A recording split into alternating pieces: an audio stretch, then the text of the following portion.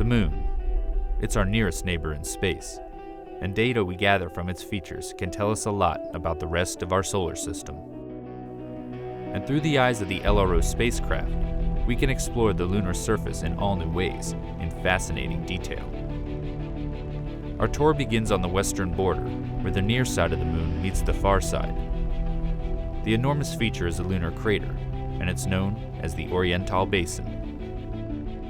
Here, LRO's terrain map combines with surface gravity measurements from the Grail mission.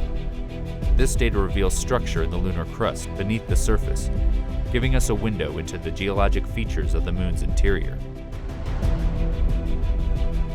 Our next location receives little direct sunlight and has some of the coldest recorded temperatures in the solar system, the South Pole. The highlighted spots signify potential water ice based on temperature readings from LRO's Diviner instrument and reflectance from its laser altimeter LOLA.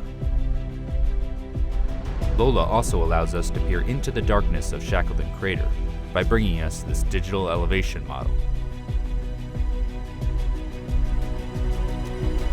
It's 21 kilometers wide and 4 kilometers deep, but it pales in comparison to the largest known impact crater in the Earth-Moon system, the South Pole Aitken Basin.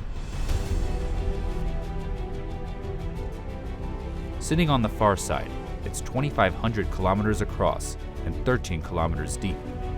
We don't yet know exactly how old the basin is, but it was first seen in the 1960s by spacecraft flying around the far side.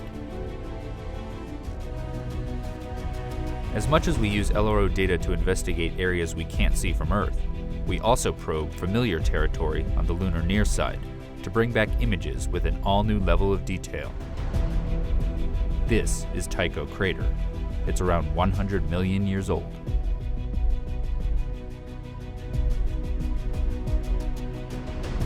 Here, the Lunar Reconnaissance Orbiter camera captures the central peak with a 100-meter wide boulder at the summit, the origins of which are still a mystery.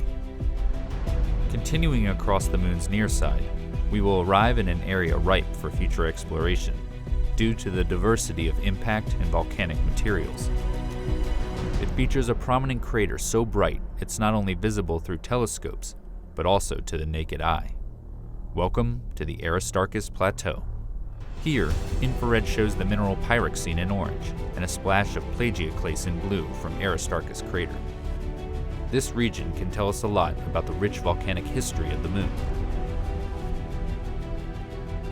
As much as we study the Moon looking for sites to visit, we also look back at places we've already been. This is because the new data that LRO is gathering helps us reinterpret the geology of familiar places, giving scientists a better understanding of the sequence of events in early lunar history. Here, we descend to the Apollo 17 landing site in the Taurus-Littrow Valley, which is deeper than the Grand Canyon. The path the astronauts took over the course of 3 days is shown. The Lunar Reconnaissance Orbiter camera is even able to capture a view of the bottom half of the Apollo 17 lunar lander, which still sits on the surface, as well as the rover vehicle. These images help preserve our accomplishment of human exploration on the Moon's surface. Moving onward, we make our way to our final destination. This location contains regions that exist in permanent shadow, as well as ones that bask in nearly perpetual light. It's the North Pole. Detailed terrain measurements by LOLA allow scientists to model sunlight and shadow at the poles over decades and centuries. Sunlit peaks and crater rims here may be ideal locations for generating solar power for future expeditions to the Moon. This updated visualization of the lunar landscape stands as a testament to the functionality and abilities of the Lunar Reconnaissance Orbiter spacecraft. And as the mission continues to gather data, it will provide us with many more opportunities to take a tour of our Moon.